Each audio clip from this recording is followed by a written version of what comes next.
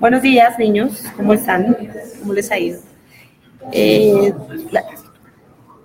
Las charlas de los viernes ahora se transmiten por Facebook a los hospitales de la región, entonces vamos a saludar a los hospitales de la región desde el Hospital de la Samaritana y contarles que estamos acreditados desde enero de este año y por eso estamos muy, muy orgullosos en todo el hospital. ¿No? Yo me llamo María Teresa Ospina, soy la subdirectora de la Unidad de Cuidado Intensivo del Hospital de la Samaritana y estoy encargada de un paquete instruccional que habla de las comunicaciones. Esa es la principal como indicación de que yo sea la que está hablando de comunicaciones en la práctica clínica. Para todos es claro que comunicarse es entregar un mensaje.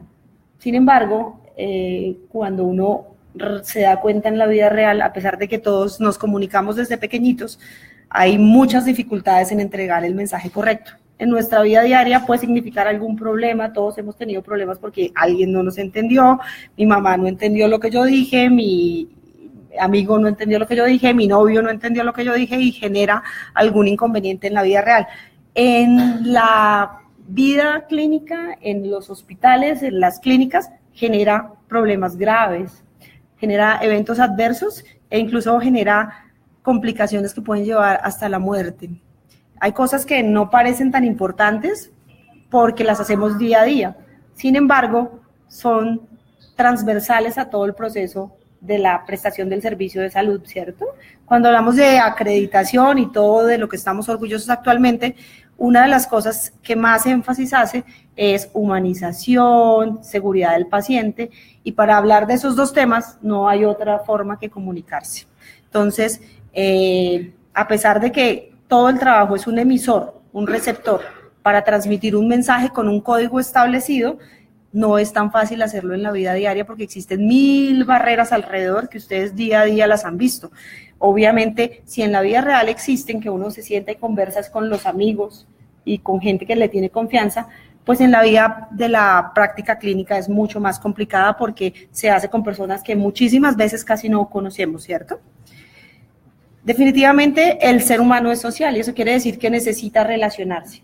Luego, es imposible decir que no me comunico. Yo estoy brava y no hablo, pero con la cara me comunico. O sea, todo el mundo alrededor se da cuenta que estoy furiosa porque estoy roja como un tomate. En mi unidad todo el mundo sabe que cuando yo no abierto la boca pero estoy roja, voy a estar muy enojada. Tú cuando te vistes y escoges tu ropa en la mañana estás dando un código. Si tú te pones el uniforme de mayo, tú estás diciendo que perteneces a una secta, dice una comediante española, a una secta especial que se roba a los hijos de las mamás. Igualmente, cuando yo me pongo una bata, le estoy diciendo al paciente, yo soy su médico. Entonces, esas cosas que tú crees que haces a diario y que no tienen ninguna implicación, sí tienen que ver. O sea, tú te comunicas aunque no quieras comunicarte. La relación médico-paciente al ser humana requiere de esa comunicación y requiere que tengamos ciertos pasos. Aunque la comunicación es innata, hay cierto tipo de tips que podemos ir acumulando a lo largo de la vida y que van a mejorar nuestra relación con los pacientes y con los familiares de los pacientes, pero también que van a mejorar las relaciones con quien trabajamos nosotros. El hecho de que tradicionalmente los servicios de salud sean una pirámide ha hecho que no seamos un equipo. O sea, habitualmente nosotros, los que estamos en la cabeza, que somos los médicos, nos creemos la cabeza absoluta de la pirámide y eso hace que la relación con los otros profesionales, que son las terapeutas, los jefes de enfermería, los bacteriólogos, sea como en una sola dirección y eso hace que no nos dejemos retroalimentar. Es probable que creamos que hablamos bien, es probable que creamos que hacemos las cosas bien, pero es muy probable, aún más probable, que estemos haciendo cosas muy equivocadas.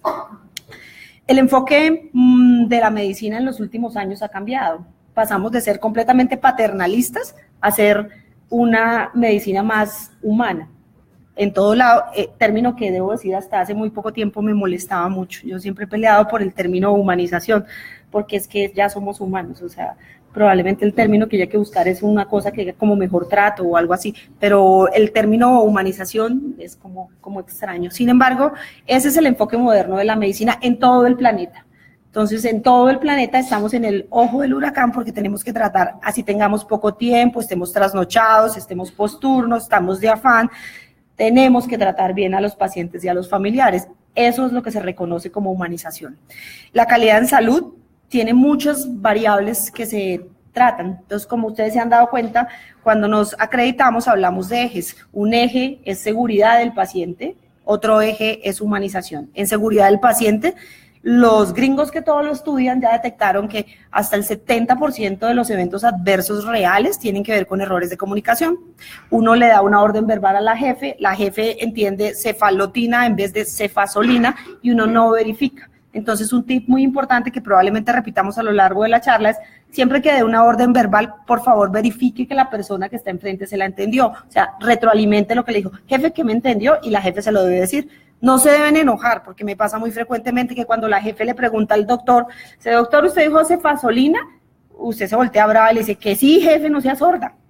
Entonces, la idea no es eso, es que debemos crear el hábito de que las órdenes verbales se deben rectificar y se deben confirmar verbalmente también antes de registrarlas en la historia. Bueno, en salud, la comunicación, como dijimos, es la base de todo y favorece, cuando la comunicación es adecuada, favorece la interacción entre el médico y el paciente. ¿Eso qué efecto tiene? Pues obvio, un paciente que a usted lo entiende bien, que con usted se lleva bien y que siente empatía, o sea, siente que usted tiene empatía con él, va a ser un paciente que va a ser más adherente al tratamiento y que probablemente vaya a estar más abierto a contar la historia bien contada de su enfermedad. Y probablemente, aunque no tengamos tanto tiempo, en esos 10 o 15 minutos que ese paciente nos cuenta, va a ser muchísimo más clara la historia y nos puede ayudar incluso por encima de algunos exámenes.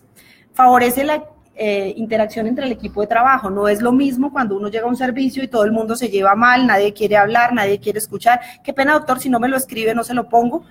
Finalmente el que termina perdiendo es el paciente. Entonces hay que perder la idea de que somos una pirámide y trabajar nuevamente en equipo entre enfermería, médicos, internos, el que sea, todos somos un equipo y la gente debería estar dispuesta, incluso los de más arriba que somos los más tercos, deberíamos estar dispuestos a escuchar la retroalimentación que las otras personas nos dan.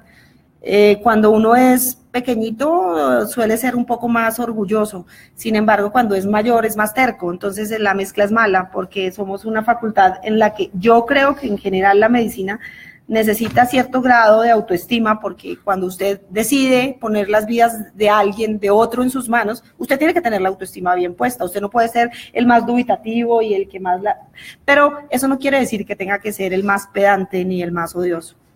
Favorece la interacción entre los colegas, no siempre la persona que trata al paciente es parte de nuestro equipo de trabajo. Muchos interconsultamos frecuentemente a los pacientes. En el hospital está pasando que las interconsultas solo son de papel y como nadie tiene tiempo, las interconsultas son de papel y parecen un antiguo Marconi, ¿recuerdan? O sea, fiebre, punto, antibiótico, no respuesta, punto, interconsulta, infectología.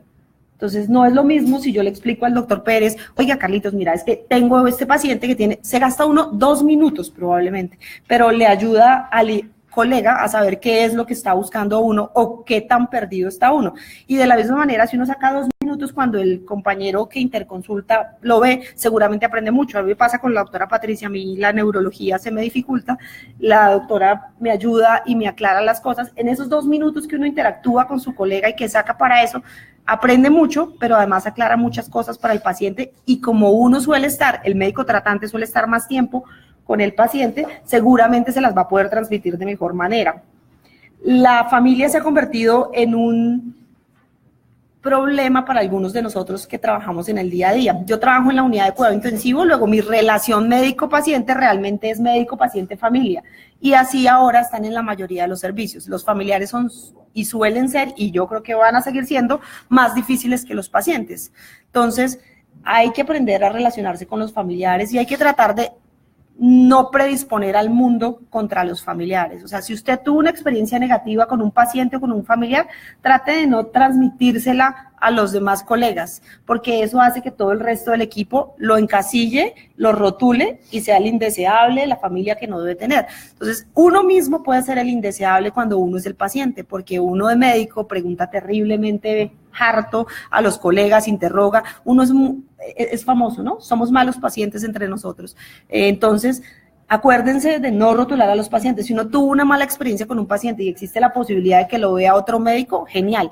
Pero si no existe la posibilidad, no le haga mala propaganda a ese paciente, porque ese rotulado se puede, digamos, arruinar toda la relación con el hospital, con el tratamiento. Incluso es muy malo para el hospital, porque un paciente que sale con poca satisfacción va a decir, eso allá es una porquería, todos son malos, todos gritan, nadie le explica, que son cosas que el día a día le retroalimentan a uno.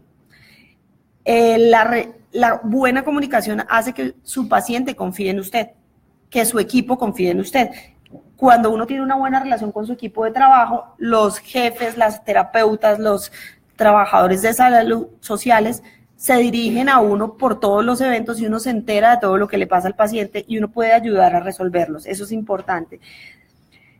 La comunicación en salud debería partir por una cosa que no nos enseñan, y es hacer un análisis interior de nuestras propias, como preconceptos, de nuestras propias taras para comunicarnos. Resulta que yo tengo un trastorno, hipotéticamente, en el que no me gusta cierto género, no me gusta cierta raza, y eso de entrada genera una barrera. No me gusta cierta religión, entonces yo sé que ese paciente es testigo de Jehová y yo de entrada entro brava, porque como así que no se deja transfundir. Entonces, si yo me conozco muy bien, yo puedo hacer el análisis interior y decir, mira, yo me voy a llevar regular con este paciente, voy a omitir este tema y voy a tratar de ser una buena persona. Nosotros no podemos elegir a los pacientes cuando estamos trabajando en un hospital. De pronto en la consulta privada uno sí puede darse ese lujo. Aquí no. Y lo importante no es elegirlos, sino es poder llevarse bien con él. Entonces, uno mismo tiene que partir primero de las limitaciones de uno para empezar a criticar las del otro. Cuando uno habla de comunicación en salud, lo primero que me vino a mí a la cabeza era, mi héroe en la vida se llama Hipócrates, porque no entiendo cómo alguien 400 años antes de Cristo sabía tantísimas cosas y era capaz de analizar tanto. Él hacía historias clínicas y era famoso porque hacían archivos de historias clínicas y tenía relación médico-paciente. Pero la frase más importante que dijo es primero no nocere, ¿la recuerdan? Primero no hacer daño, que debe ser el principio que guardamos todos en el corazón, y yo creo que así uno no lo crea, todos tenemos como principio no hacer daño. Entonces, basado en eso, uno debe pensar que cuando le suelta una información de una manera agresiva a un familiar o a un paciente, probablemente le esté causando daño. Puede que no sea físico, pero el daño emocional es tan malo como el daño físico. Bueno, entonces hay que tratar de evitar ser un agente de daño emocional. Los pacientes, cuando tienen enfermedades graves o cuando llegan a un hospital, obviamente llegan angustiados, más si son pacientes como los que manejamos nosotros en la red del departamento, que son pacientes del campo, que no están acostumbrados a estas situaciones, no están ni siquiera acostumbrados a que les quiten la ropa para examinarlos, mucho menos a estar en una unidad sin nada de ropa y llenos de cables y con personas cambiándole los pañales. Eso hay que tenerlo en cuenta, porque si usted logra explicarle por qué pasan las cosas, es posible que ese paciente baje un poco su nivel de angustia. Cuando usted da malas noticias, al final vamos a tocar un poquito ese tema, usted puede lograr que ese paciente entienda mejor que aunque la noticia sea mala, puede haber opciones para hacer. Es rarísimo que ustedes no le puedan dar alguna opción, aunque sea cuidados paliativos a un paciente. Entonces, así la noticia sea mala, hay que tener cuidado cómo se establece el vínculo para eso. Nosotros estamos estudiando carreras de la salud básicamente porque tenemos vocación para ayudar a la gente. No se nos debe olvidar eso, por mucho trabajo que tengamos y por mucho, ¿cómo se diría? Por mucho cansancio que tengamos en nosotros. No debemos olvidar que estamos para ayudar, y los pacientes, así sea el más difícil de los pacientes, está buscando esa ayuda. O sea, nadie se acuesta en una cama de nosotros o nadie va a un consultorio a molestarnos, así parezca. Ellos normalmente están buscando ayuda y lo que quieren es que alguien les brinde la ayuda.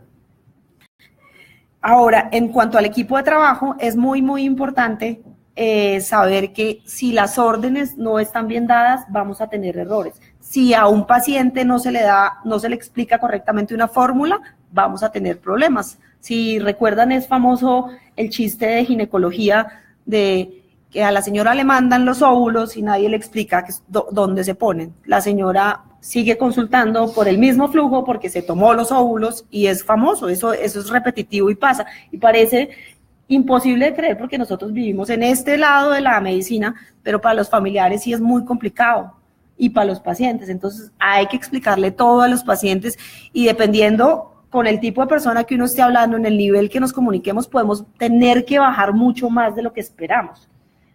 Importante, vuelve y juega, retroalimentar.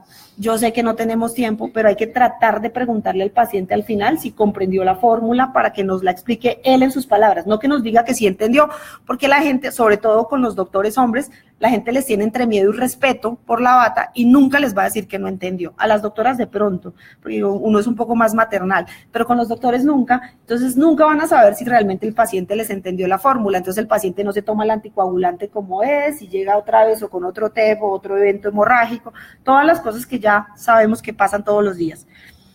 Mejorar el ambiente de trabajo obviamente nos facilita la vida. Si estamos aquí más de la mitad del día, lo más importante es tratar de tener un buen ambiente de trabajo. Entonces, hacer comunicaciones directas y claras es muy importante entre el equipo de trabajo. Uno no tiene que trabajar con los amigos, pero si puede hacer amigos, qué bendición. Yo tengo la bendición desde hace años de trabajar con un grupo que ya conozco mucho y que son muy amigos míos, algunos, pero quien llega nuevo y no es amigo mío también es bienvenido y debe ir encajando. Uno sufre al principio porque encajar personalidades en un cuadrito de 40 metros cuadrados no es tan fácil, pero se puede hacer. Yo hubiera querido yo me gradué en el 94 y hubiera querido que me hubieran dado clases de comunicación, sobre todo cuando me soltaron la primera vez a hablarle a un paciente sin tener experiencia. Era muy famoso hacia mitad del siglo pasado, por los años 50, que las historias clínicas de los pacientes eran un secreto. Entonces, como nosotros seguimos el modelo gringo como a ciegas, el modelo gringo era que el médico sabía y el médico definía si el paciente tenía derecho a saber si tenía cáncer o no tenía cáncer, pues que en ese momento era como lo más malo que podía pasar. Con los años se dieron cuenta que eso no era sano, porque los pacientes tenían menos adherencia al tratamiento, porque los fracasos nuestros eran mayores, entonces comenzaron a considerar la comunicación como parte de la formación en salud. Los programas latinoamericanos, hace más o menos 20 años, comenzaron a incluir, digamos que temas de salud específicos, de comunicación. ¿Por qué? Porque se dieron cuenta que es una falencia de todos comunicarse adecuadamente con los pacientes. La Universidad Autónoma de México es digamos que de las más avanzadas y en todas las carreras de salud incluye temas de comunicación, o sea, bacterióloga, psicología, las terapeutas, y eso es muy importante. Y en Colombia la Universidad de Antioquia tiene un grupo muy fuerte con las enfermeras y tienen muchas publicaciones respecto a los temas de salud. Ellas son como el primer contacto en los hospitales con los pacientes y rehacer una relación rota entre las enfermeras y el paciente para que uno la mejore es muy difícil, entonces sí es muy importante que el personal que trabaja con nosotros esté.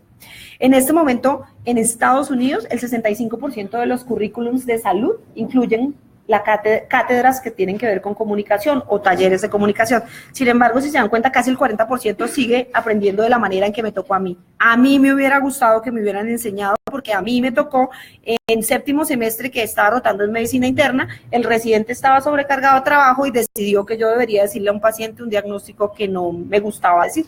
Entonces, ¿uno qué hace? Uno va y hace error y práctica. Entonces, esa de pronto no es el método correcto de aprender, o sea, como lo estamos aprendiendo por ensayo y error y por ver diferentes, cada uno tiene en su vida diferentes profesores. Lo que hacemos es ver cómo enseña cada profe y definir cuáles de esos métodos nos gustan, pero deberían ser métodos más claros, deberíamos tener tips más claros para podernos comunicar. La comunicación ineficiente definitivamente genera angustia. Si un paciente no le entendió a usted lo que usted le dijo, el paciente se va a sentir angustiado y va a tener poca adherencia al tratamiento, va a presentar ansiedad, se va a volver un paciente difícil de manejar, nadie lo va a querer y eso empeora el círculo vicioso porque entre menos quiera usted ese paciente, menos le va a entender. Se va a volver agresivo, que todos hemos pasado por esa fase, la familia y el paciente se ponen bravos, hablan mal del hospital, se quejan de todos, pasan a todo el mundo quejas y reclamos. Finalmente el paciente se termina deprimiendo, llenándose de miedo y a lo mejor hasta el resultado es el más malo de todos los esperados. Entonces, definitivamente sí deberíamos tener un poco de mejor manejo de la comunicación con los pacientes y con el equipo de salud. Cuando estamos en situaciones de estrés, la que sea, y estar enfermo es una situación de estrés, así lo que uno tenga no sea cáncer, a uno le estresa estar hospitalizado, la efectividad en la comunicación varía. Normalmente nosotros creemos que dijimos las cosas bien. Decir las cosas bien significa hacer frases correctas y bien hechas. A lo mejor usted sí las dijo bien, pero recuerden que menos del 10% de lo que usted dice en palabras verbales lo comprende un paciente o un familiar de un paciente que está malito. Entonces, no es que sean brutos, no es que sean hipotiroideos, no, es que el cerebro en situaciones de estrés hace que usted no comprenda las cosas verbales, por lo cual hay que recurrir a la otra parte de la comunicación. Entonces, esto se le suele dar mejor a las niñas, el lenguaje paraverbal. ¿Qué es el lenguaje paraverbal? La entonación que ponemos, los silencios, esas pausas que hacen que el paciente sienta como confianza y siente que pueda seguir hablando con uno, eso sube un poco el nivel de comprensión de las noticias. Quiere decir eso que usted no le puede estar diciendo, mirando al teléfono y contestando un WhatsApp, lo que tiene. Así esté de afán, dedíquele 2 minutos a ese paciente para que vea su cara, note su expresión. Y lo que más entiende un paciente es la expresión corporal. O sea que, visto esto, más de la mitad de la información se va a entender no por lo que dices, sino por cómo actúas. Entonces hay que ser coherente en la entrega del mensaje, ¿cierto? Si yo estoy sin mirar al paciente, escribiendo en el computador, hablando con la enfermera mientras hablo con el familiar, lo más probable es que el familiar entienda que no es tan importante. Así lo que usted le esté diciendo sea muy importante. Entonces dedíquele 2 segunditos a ese familiar o a ese paciente solo para que él lo entienda. Basado en esto, dan ganas de que una de las clases de la facultad fuera teatro, ¿cierto? O sea, uno ve y dice, bueno, chica, si expresión corporal alguien me la hubiera entregado, de pronto sería más fácil.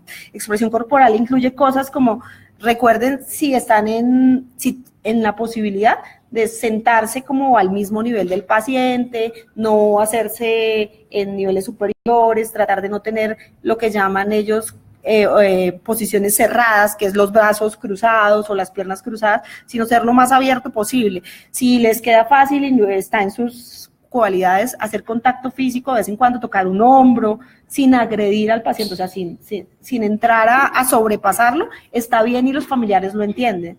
Y la expresión de la cara, o sea, si usted está dando una mala noticia, sin duda la cara suya le va a ayudar a que el paciente no entienda lo que le están diciendo, pero que se vuelva a preguntar si esa expresión significa algo en especial. Entonces, vuelve y parte que de los puntos claves para poder entregar esa información está en conocernos a uno mismo. O sea, si yo definitivamente no quiero a un paciente testigo de Jehová y me toca decirle que se va a morir si no se transfunde, probablemente yo llegué armado a decírselo al paciente. Ya me pasó y he tenido quejas en la unidad porque los pacientes no se quieren transfundir y algunas de las miembros de mi equipo se ofenden mucho. Entonces llegan diciéndole a una materna, ¿y usted piensa dejar huérfano a su hijo? Esa no es la forma. Uno tiene que aprender a respetar y que no esté yo de acuerdo con las cosas no quiere decir que no deba respetarlas. Entonces debemos aprender a respetar al prójimo y aprender a conocernos a nosotros mismos, porque de pronto a veces hay alguien que pueda entregar el mensaje y que esté menos predispuesto que nosotros a ser agresivo con el paciente. Hay que estudiar y desarrollar habilidades de comunicación. Eso parece como que no está dentro del currículum nuestro, como que no nos debería tocar, pero probablemente si uno hace el análisis de su vida, muchas veces habríamos podido ser menos agresivos o más amables o hacerle más fácil un duelo a un familiar o a un paciente si hubiéramos tenido más cuidado. Ese daño nadie lo mide, eso es lesión secundaria y vuelve y juega Hipócrates, no deberíamos hacer ni siquiera ese tipo de daño. Entonces, parecen bobadas y son tips y son cosas que ustedes van a escuchar 1000 veces y son verdades de perogrullo, pero si uno logra hacerse un protocolo mental de cómo entregar esa información, probablemente va a ayudarle. El motivo por el que yo estoy aquí también tiene que ver con que en general con los años hemos aprendido, en la unidad es más fácil porque tengo más tiempo, a desarrollar esas técnicas. Entonces terminé en el paquete de comunicaciones porque en algún punto les pareció que yo tenía la habilidad para entregar ese tipo. Sin embargo, pues obviamente hay gente que estudia el tema psicología, los psiquiatras, que de pronto también nos pueden ayudar en esos temas. pero no debemos olvidar que aunque la comunicación es una habilidad innata, sí se puede mejorar, sí podemos corregir cosas, y además probablemente, si uno se da cuenta, puede servirle hasta para su vida personal, ¿no? Hay que tener como certeza qué momentos son más críticos para trabajarle a esos momentos. Entonces, básicamente, las órdenes verbales en un hospital son un momento crítico. Entonces, hay que generar cómo es el protocolo de órdenes verbales. El ideal es que no existan órdenes verbales y así está escrito en todo lo que tiene que ver con calidad. Sin embargo, todos sabemos que eso es imposible. O sea, si usted está en el segundo piso reanimando a un paciente y en el quinto piso hace hipoglicemia la paciente de la 504, pues al doctor lo llaman y no puede soltar la reanimación. Le dice, jefe, pásele un bolo de 100 centímetros de dextrosa al 10. Eso debería poderse hacer y efectivamente se hace. Es más, a veces ni siquiera la jefe llama, sino que ella va arrancando su bolo porque es una profesional capacitada, pero debe quedar registrado en la historia. Entonces, cosas importantes. Siempre vuelvo y repito, vamos a salir como con los mismos 4 tips. Las órdenes verbales hay que verificar que las hayan entendido. No es lo mismo dextrosa al 5 que al 10 o al 50, no es lo mismo 100 que 200. Digamos que con la dextrosa no hay problema, pero con los medicamentos como los inotrópicos puede haber problema y los inotrópicos se inician muchas veces por órdenes verbales. Entonces, siempre es bueno hacerse el hábito de verificar y enseñarle a la gente que trabaja con uno, a las enfermeras, a las terapeutas, que la idea es que se verifique sin que haya molestia de ninguno de los dos lados. Te quita 2 segundos y le gana a uno un montón de seguridad con el paciente, ¿cierto? Otro momento de gran como riesgo en la comunicación es la entrega de turno. Las entregas de turno a veces son afanadas, digamos que las más juiciosas siempre son las paramédicas. Las entregas de turno médico se hacen en papelitos, está bien, porque pues por tiempo y no tenemos más tiempo. Entonces hay que procurar que el papelito tenga los pendientes realmente necesarios, los urgentes, porque está pasando en el hospital y es el ejemplo que siempre les he puesto en todos los lados, que un paciente no se interviene el día que es, porque no quedó claro que iba para cirugía, y entonces la jefe le dio comida. Y cuando le dio comida, ese paciente no perdió un día como todos creemos, porque es que resulta que el especialista de rodilla no viene sino una vez a la semana. Entonces ese paciente ya perdió 8 días.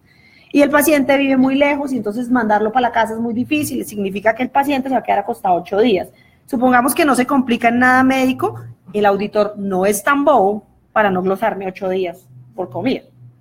Entonces ahí pierde el hospital. Pero si el paciente está suficientemente de malas, puede hacer un tromboembolismo pulmonar, puede hacer una infección y todo se vuelve un lío por una tontería de que no escribimos claro, mañana se opera, no dar comida después de tal hora. Entonces, somos un equipo de trabajo, no es tarea de la nutricionista saber quién come y no come, es tarea de todo el equipo. Entonces, cuando una cosa pasa, cuando a un médico se le olvida formular enoxaparina en el piso, las jefes son profesionales. Entonces, la jefe debe buscar al médico o al especialista y decirle, doctor, ¿ese paciente tiene alguna contraindicación para no tener enoxaparina, tromboprofilaxis? Porque es que después el paciente me hace el TEP y la respuesta es que lleva 5 días sin tromboprofilaxis. Ve, ¿y dónde está la jefe? Sí, al interno se le pasó, pero ¿y la jefe? Entonces, todos somos un equipo y todos debemos retroalimentarnos en lo que tiene que ver con comunicación.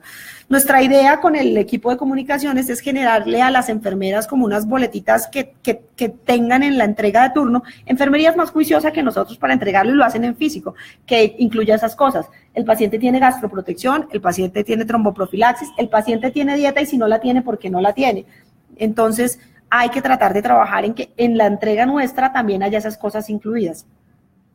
Hay que valorar las características de nuestro entorno. ¿Qué quiere decir eso? Que uno debe buscar el mejor lugar para dar la información dentro de lo que tiene. O sea, por supuesto que no todos quisiéramos una sala con café, donde tuviéramos 2 sofás en el que en un lado se sientan los familiares y en el otro nosotros. No existe, ¿sí? O sea, ese es el ideal y la utopía algún día probablemente la logremos. Pero en este momento hay que buscar el mejor lugar. Entonces, el mejor lugar probablemente no sea la escalera, el ascensor a gritos.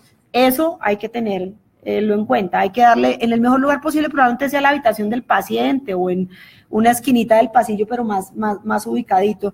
En mi caso, en la unidad, pues ahí los cubículos son separados, es mucho más fácil y se puede dar la información con mayor como lugar, menos ruido. Si vamos a una noticia muy importante, el celular debe estar en el bolsillo, así suene muchas veces, porque es que es muy incómodo yo no sé si a alguno le ha pasado, para uno de paciente, que el de al lado esté contestando el celular mientras le habla. eso es incómodo.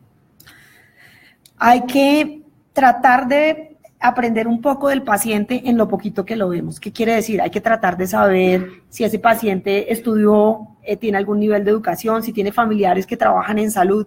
No hay nada peor en mi caso que una paramédica como familiar de un paciente. No un médico, un paramédico.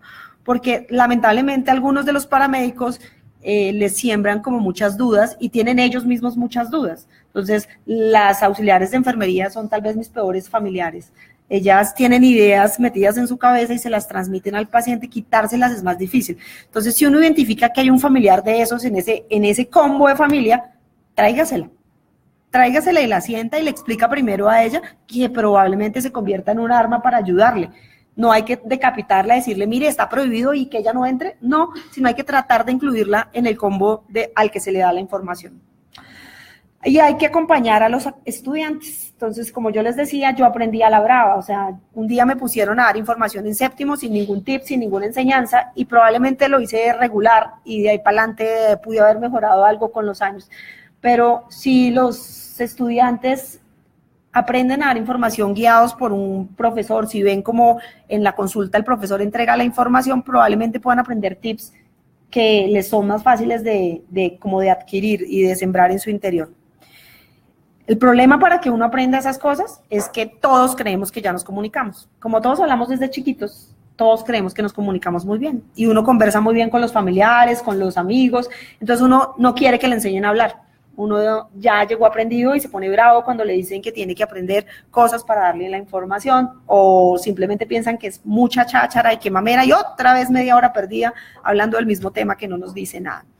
La otra habilidad importante es nuestro modelo de salud. Nuestro modelo de salud nos da 20 minutos para una consulta externa y los muchachos y los residentes están sobrecargados. O sea, uno en 20 minutos no alcanza nada. Es que yo ni siquiera sé cómo lo logran. Mi admiración a los que sí lo hacen bien, porque yo no logro en 20 minutos ni siquiera sacar la primera parte de la entrevista. O sea, yo me quedo en la entrevista en los 20 minutos. Entonces, eso de tener que estar corriendo, pues obviamente es una cosa que está en contra de ustedes. Sin embargo, traten de desarrollar sus habilidades para que esto pase. Y lo último es que nos volvimos muy tecnológicos.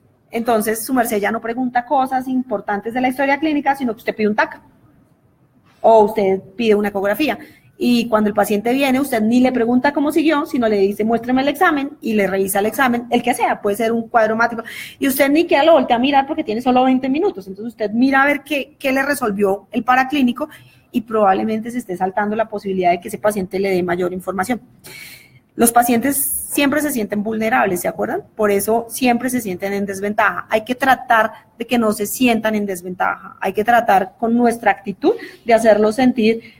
Nosotros sí somos algo maternalistas, pero la idea es hacerlos sentir nuestros iguales. O sea, que hayamos estudiado más no nos hace mejores personas. Entonces hay que tratar de hacerlos sentir que técnicamente tenemos las capacidades para ayudarlos, pero no somos mejores personas que ellos, porque a veces se nos van las luces y somos demasiado engreídos en el trato con los pacientes o en el trato con el grupo de trabajo de nosotros, ¿no? Básicamente, si se llevan 4 cositas de los tips, sería importante.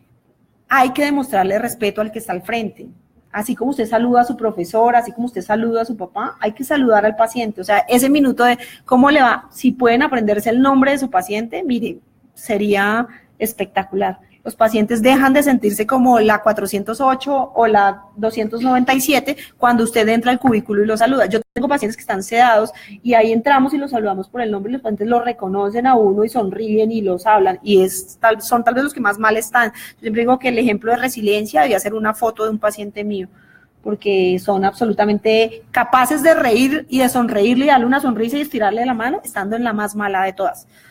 Hay que demostrarles interés. Yo sé que no tenemos tanto tiempo y vuelve y juega, el problema es el tiempo, pero hay que tratar de dejarlos que terminen las frases que están haciendo. Si usted corta a la gente cuando está comunicándose, si usted no hace una escucha activa, probablemente el paciente salga muy molesto con usted porque siente que usted no está interesado en lo que él le está diciendo. Hay que demostrar habilidades técnicas. ¿Eso qué quiere decir? Efectivamente está bien que usted haga un muy buen examen físico, está bien que usted demuestre que sabe que mucho de medicina o mucho de terapia respiratoria, porque eso le da confianza al paciente.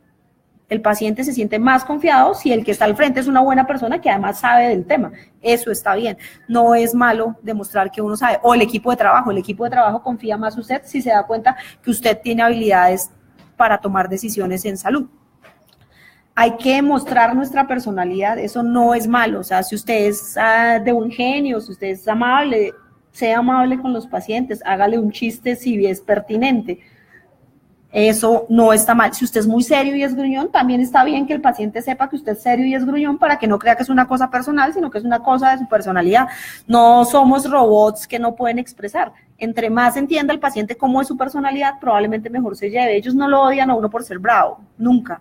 Y en cambio le agradecen saber cómo es. Si tienen la oportunidad, se pueden tocar otros temas, pero eso ya es para la consulta privada. En una consulta normal no van a tener posibilidad de tocar otros temas. Uno le puede preguntar a un paciente qué intereses tiene, qué cosas de esas pueden ayudar a que la relación médico-paciente mejore. Dejar abierto siempre al final de la consulta o de la charla o de la entrega de información un canal para las preguntas. Entonces uno debe preguntarle siempre al paciente o al familiar, ¿usted me entendió? No es la pregunta correcta, porque si usted le dice eso, ya dijimos, nos va a decir sí. La pregunta correcta es ¿qué me entendió usted? Entonces, esa pendejadita le cambia a uno el saber si de verdad el paciente entendió o el familiar entendió lo que le estábamos diciendo. Y hay que ser lo más claro posible. O sea, no hay que hacer frases largas y técnicas, sino hay que hacer frases cortas y muy claritas. Así la noticia sea mala. Y lo otro es que hay que decir la verdad. Si algo está pendiente, si algo no se ha hecho, si algo falta todavía, hay que decirlo, porque se pone uno a decir mentiras. Si el familiar o el paciente se dan cuenta, se rompió para siempre la comunicación. Eso le pasa a uno como con el novio, ya después nunca se le cree. Entonces, debemos tratar de establecer una relación de ayuda. Y digamos que el más temido para todos nosotros es entregar malas noticias. Y ahí es donde la relación de ayuda puede tener como mejores resultados, ¿cierto?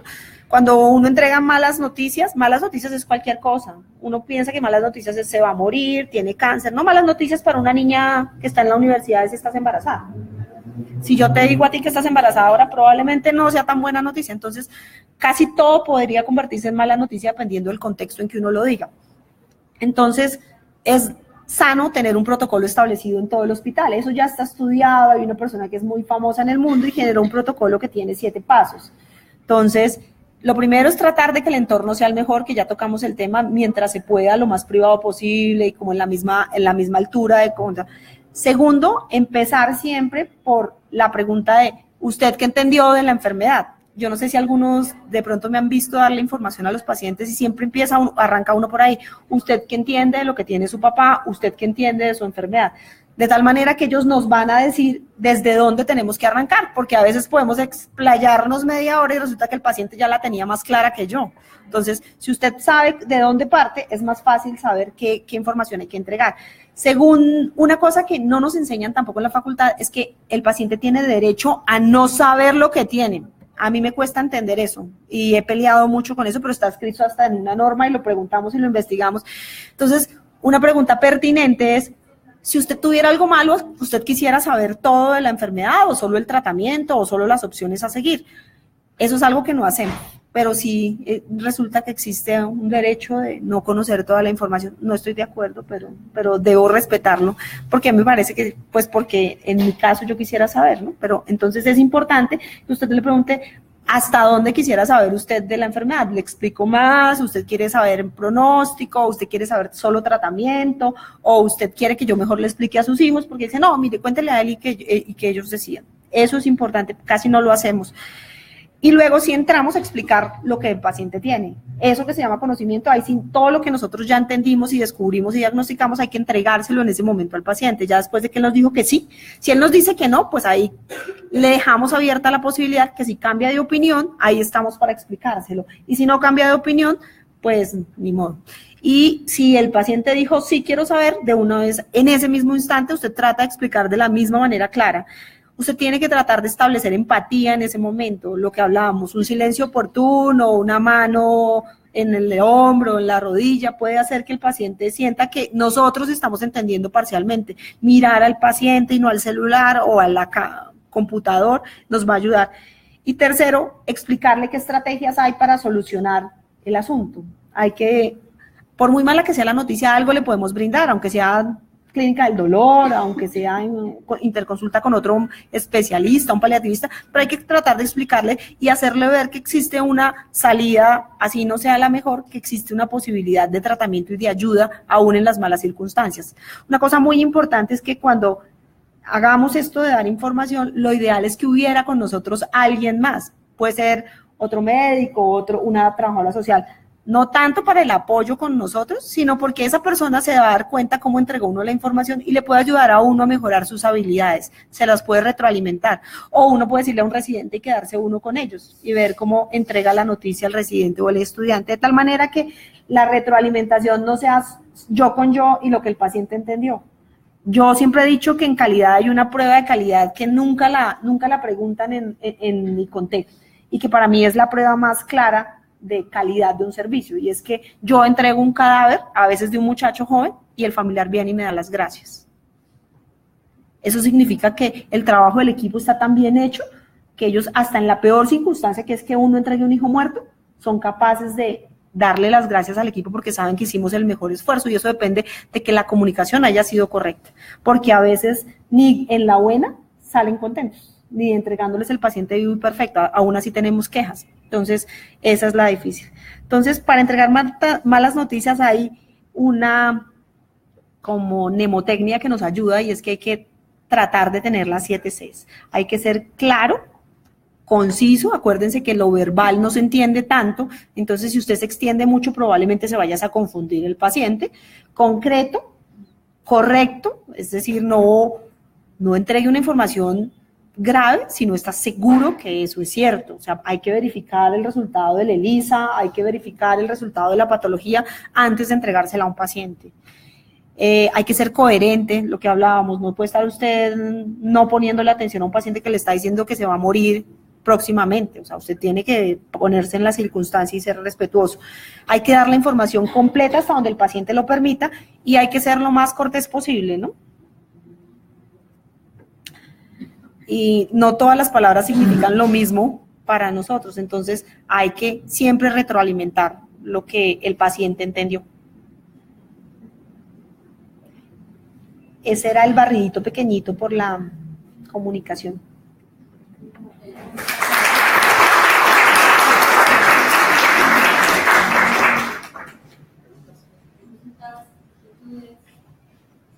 Está más fácil. ¿Más aplausos?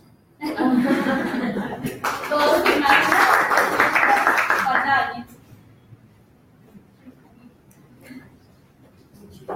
Ya fuera de cámara sí hace falta como un grupo.